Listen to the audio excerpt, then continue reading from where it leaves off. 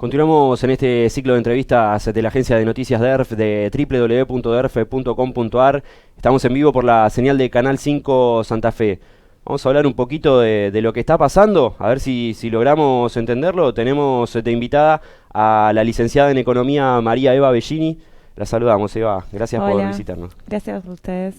Bueno, primera pregunta. ¿Qué cambia con la llegada de Hernán Lacunza como ministro de Hacienda en reemplazo de Nicolás Dujovne, si es que cambia algo, Eva?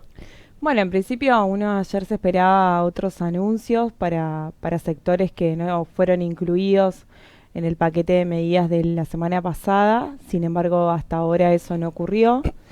Y lo que se dijo básicamente es que se va a seguir el mismo modelo económico, ¿no? Vinculado a lo que es la financiarización que vivimos de nuestra economía desde el 2016, a la apertura de los mercados en todo su esplendor, a la desregulación, sobre todo del sector financiero. Y lo vimos cruelmente ayer cuando el Tesoro de nuestro país, por la baja de algunos bonos, le desembolsó a bancos extranjeros más de 2.400 millones de dólares, ¿no? Que si uno lo compara con el costo fiscal que fueron las medidas de la semana pasada, eso que se depositó a bancos extranjeros representa solamente el 30%, ¿no? Cuando la semana pasada se decía que esa medida, bueno, aliviaba de algún modo el bolsillo de los argentinos y la Argentina. Eliminar el IVA, etcétera. Exacto. Uno lo veía como una respuesta tardía, ¿no? Y que era en cuando llega al bolsillo efectivamente ese alivio de las familias, se va a estar licuando por el incremento de los precios, que es una de las consecuencias que tienen las devaluaciones. Entonces, uno ve que sigue siendo prioridad cumplir con el sistema financiero en vez de dar respuestas luego del resultado electoral a las necesidades de la población argentina. Claro, ahora esto de eliminar el IVA y el resto de las medidas que se anunciaron la semana pasada, ¿no van también de manera contraria a lo que fue durante todos estos años el tema de reducir el déficit fiscal, etcétera? Sí, justamente lo que sí anunció el nuevo ministro de Hacienda es que se van a seguir cumpliendo las metas en función del déficit fiscal. La única forma de cumplir las metas es reduciendo el gasto público, ¿no? Y uno de los grandes sectores afectados para cumplir estas metas de el superávit o disminuir el déficit primario, ¿no? Fue la obra pública. Entonces, antes de ayer, antes del anuncio de la nueva conferencia de prensa del nuevo ministro, los datos de Hacienda mostraban orgullosos una reducción más importante y significativa de la obra pública, ¿no? Entonces, esa es la cajita que se tocó, digamos. Exactamente. Entonces uno lo ve por eso decimos que no va a cambiar el modelo económico que propuso Cambiemos en estos últimos 4 meses que quedan del año. Y lo ve por preocupación. ¿Por qué? Porque la obra pública es un fuerte motorizador de la economía, ¿no? Que es una inversión, un gasto que se genera hoy, pero siempre tiene consecuencias positivas para el futuro, ¿no? Entonces, el Estado es una buena forma de gastar la obra pública porque siempre genera mejores condiciones de vida de la población, genera puestos de trabajo, una reactivación de la economía en los mismos territorios donde se hacen esas mismas obras. Entonces, reducir el gasto en obra pública tiene una consecuencia directa en la generación de trabajo, los recursos que se estaban depositando en esos territorios, y a futuro que no se mejoran las condiciones de vida en función de, porque se piensa, digamos, que esas obras públicas están beneficiando a determinado grupo poblacional. Entonces, el recorte de eso perjudica también el futuro de las poblaciones, ¿no? Entonces, ¿para qué se recorta? Para seguir cumpliendo con el sistema financiero, ¿no? Que lo único que piensa el sistema financiero es recuperar su rentabilidad en forma rápida, ¿no? Y tener la menor necesidad o capacidad de riesgo en cuanto a las inversiones que realiza, ¿no? Entonces, es por eso que uno piensa luego de los anuncios que el modelo sigue siendo el mismo, ¿no? No cambió nada. No. Para el ciudadano de a pie, vamos a hablar de precios. ¿Qué vamos a tener de inflación en este mes de agosto? Un estimado. Y seguramente veníamos nosotros en un proceso de desaceleración en estos últimos 2,2. meses del 2,2. Ujú. Y lo que se va a ver es justamente una vuelta a incremento, ¿no? Porque si bien la reducción del IVA se va a terminar apropiando en la cadena de comercialización de los productos, no se ve fuertemente. El gran beneficiario en ese sentido se ha subsidiado la oferta y no la demanda. Nosotros recordemos que hasta el año 2016 cada compras que hacíamos por hasta determinados montos nos devolvían el IVA Sí. cuando se hacía por débito, ¿no? Ujú. Por débito automático. Bueno, eso se sacó, Sí. ¿no? Por parte del gobierno nacional, y que hubiera sido una buena medida volverlo a reinstaurar, ¿no? En esto de la reducción del IVA en los 14 productos de la canasta básica. Sin embargo, lo que se hace es subsidiar a la oferta y no se traslada completamente a la góndola. Incluso en un almacén Ujú. de barrio que por ahí, que es el que nos fía, ¿no? Que nos aguanta hasta que volvemos a cobrar, es muy difícil trasladarlo, ¿no? Y además porque también la inflación supera el traslado a precios, va a superar ampliamente los niveles inflacionarios que veníamos teniendo, y uno tiene que también pensar en el costo de reposición de ese próximo producto, ¿no? Claro. Hoy yo creo que el traslado a precios está más vinculado al costo de reposición que a una cuestión especulativa, sobre todo de los Ujú. sectores comerciantes que le venden al consumidor, al El trabajador, pequeño comerciante, digamos. el pequeño comerciante, Claro. claro.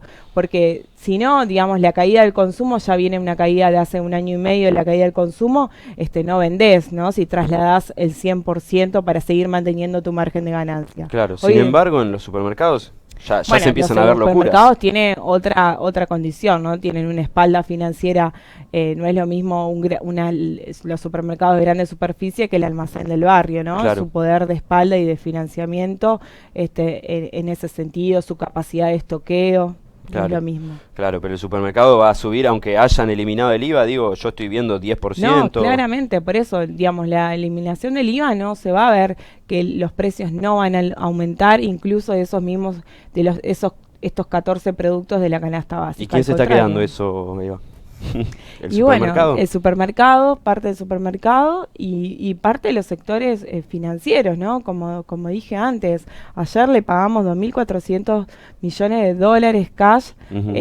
al sector financiero. La movida de la devaluación fue producida por el mismo Estado Nacional, ¿no? Es una decisión, fue devaluar.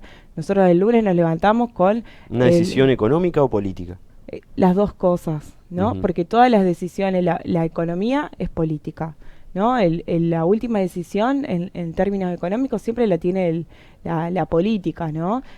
Por eso cuando se habla de economía a veces como Si fuera algo una cosa- disociado. Exactamente, hay una gran equivocación, porque todas las decisiones en términos económicos tienen una visión política de a quién se está beneficiando y a quién se está perjudicando. Ujú. ¿Y por qué Macri deja volar el dólar el lunes post paso para dar el mensaje y a la vez para, ¿cómo sería? ¿Sincerar el tipo de cambio?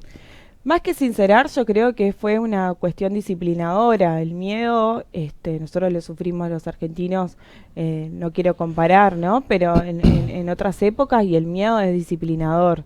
Entonces, el lunes, que el domingo te manden a dormir sin tener datos Sí. oficiales, cuando solo lo tenía el presidente. El lunes nos levantamos, el que devaluó fue el Banco Nación, Sí. ¿no? Y no lo digo yo, lo dijo el mismo Caputo, que la reacción del mercado fue exagerada, lo dice el mismo Redrado de sus fuentes dentro del Banco Central, que no se intervino, ¿no? Y nosotros estuvimos regalando dólares durante 3 meses para crear un granito financiero Sí. a un dólar que en términos inflacionarios estaba atrasado. Entonces se gastaron un montón de reservas y el lunes se decide devaluar más de casi un 30%, ¿no? Terminamos devaluando un 30% nuestra moneda, Claro. entre un 26 y 30%. Entonces, ahí hay una decisión política, ¿no? Ujú. Y en ese sentido es grave, ¿no? Y además se está vendiendo dólar futuro.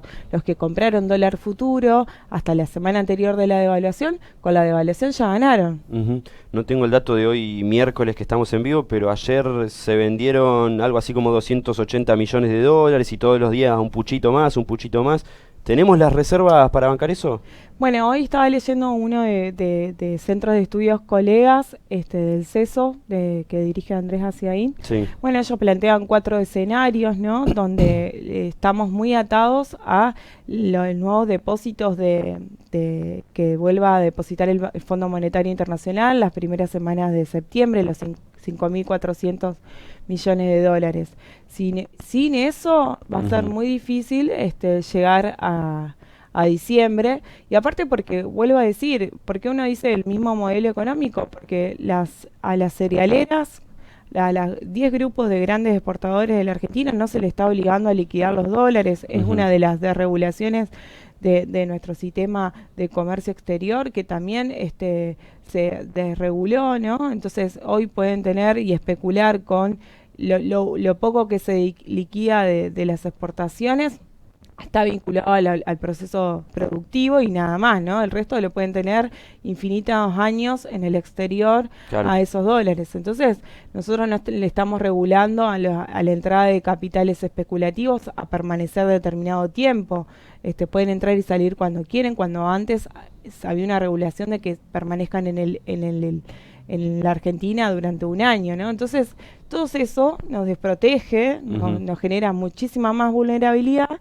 Entonces, por eso nosotros vemos que el modelo económico sigue siendo el mismo. El modelo es el mismo, está bien. Sigue todo atado con alambre, digamos. Exacto. Ahora, ¿así se llega a diciembre o depende justamente eso de lo que decís de los desembolsos del fondo? Depende específicamente de los desembolsos del fondo para seguir manteniendo el nivel de reservas, porque aparte el Fondo Monetario Internacional pide un piso mínimo de reservas, ¿no?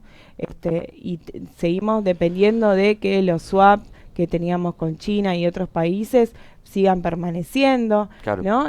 Nuestras reservas netas, si nosotros le sacamos todo lo que es deuda, son aproximadamente entre 14 y 16 mil millones de dólares, nada claro, más de lo que aparece el total cuando publica todos los días el Banco Central. Entonces, eso es grave porque en vez de enfocarse el gobierno nacional en generar un círculo virtuoso que es incrementando las exportaciones y que los dólares se queden en Argentina, ¿no? Claro. Pero vinculados a mayor producción, mayor puesto de trabajo, ¿no? Por eso es la forma virtuosa de que tiene un país y nosotros ya hemos demostrado que lo podemos hacer, lo demostramos 12 años. Entonces, por eso uno ve que no hay salida. Es una bomba que se hace, es una burbuja que en algún momento claro, iba a explotar. A ver, quiero proyectar a futuro, por ahí es muy difícil, no sabemos ni lo que va a pasar mañana, ¿no? En este marco, pero supongamos que Alberto Fernández efectivamente termina siendo electo presidente en octubre, asume el 10 de diciembre normalmente, como lo marca la Constitución y demás. Por lo que sabés y por lo que el propio Alberto Fernández ha expresado, ¿qué va a cambiar del modelo económico a partir de su asunción? Me parece que justamente el eje va a ser en los sectores productivos y los trabajadores. Entonces, cuando el eje es ese, el sistema financiero se utiliza como una herramienta de colocar los excedentes que tienen determinados sectores productivos vinculados a la inversión, pero no el sistema financiero, un sector que reproduce su capital sin necesitar trabajadores, sin necesitar sectores productivos que estén produciendo, ¿no? Entonces, me parece que ese va a ser el cambio de eje, va a centrarse en un modelo económico, en un proyecto político, donde los trabajadores y el sector de la producción, junto con el sector financiero, estén vinculados en una situación armoniosa, ¿no? Y no, es por eso las medidas económicas que se vienen tomando no tienen coherencia, ¿no? Porque son parches y donde se está reproduciendo el capital, donde se generan ganancias, es en el sector de las energéticas, en el sector petrolero y en el sistema financiero. Son los únicos grupos que en estos 4 años han ganado muchísima A mí me plata. preocupan cosas como no podés bajar la tasa de interés de un día para el otro, ¿no? Hoy no sé ni en cuánto está, 60, 70, Más de 70. más de 70. Bueno, eso no lo podés bajar de un día para el otro. No, pero justamente la forma de bajarlo es empujando a que se reactive la economía. Yo creo que tiene que haber un fuerte apoyo a la demanda, a generar, a reactivar el consumo interno, que representa el 70% en función de la producción. El consumo interno representa el 70%, reactivar, ponerle plata en los bolsillos a los trabajadores que también han perdido fuertemente casi más de un 20% su poder adquisitivo en estos 4 años. Entonces, me parece que va a estar centrado en eso y generar los dólares genuinos para pagar las deudas que se han contraído, porque las ha tomado un gobierno democrático, entonces Claro. las deudas hay que pagarlas. Y bueno, sí creo que la sociedad ha tomado una posición en que los sectores o los modelos económicos tienen que estar basados en la producción y el trabajo y no en el sector financiero. Después es el mensaje de ese domingo, el sector financiero que no está vinculado con un proyecto de país, con que vivamos cada vez mejor o vivir bien los argentinos y las argentinas. Claro. El capital financiero no tiene patria, Claro. no tiene territorio. Última pregunta, Eva. Entonces, ¿cuánto tiempo va a tardar esto? No digo revertirse, digo que la rueda vuelva a girar. Me parece que hay que tomar los plazos más de 6 meses seguro, digamos, donde todos los procesos de Segundo transición, semestre. un segundo semestre, pero más que eso también nosotros tenemos que pensar en el mundo. El mundo es distinto que el mundo del 2003, Claro. digo, para comparar en términos de crisis. Nosotros estamos viviendo en un mundo que está complicado, que todas las economías se cierran hacia adentro. Entonces, bueno, no podemos pensar que solamente con incrementando las exportaciones, porque los precios internacionales tampoco son los tan altos como eran en ese periodo, Claro. vamos a reinsertar, sino que creo que justamente lo que hay que modificar es las reglas claras y regular, porque el mercado por sí solo, nosotros los argentinos, no nos da respuesta como lo hemos visto, ¿no? Desregular nos genera que baje la inflación, desregular nos genera que disminuya la pobreza, desregular nos genera que se incrementen los puestos de trabajo. Claro. Me parece que fue el resultado de estos 4 años y está empíricamente comprobado, ¿no? Claro. Gracias por visitarnos, Gracias Eva, a ustedes. María Eva Bellini es licenciada en Economía.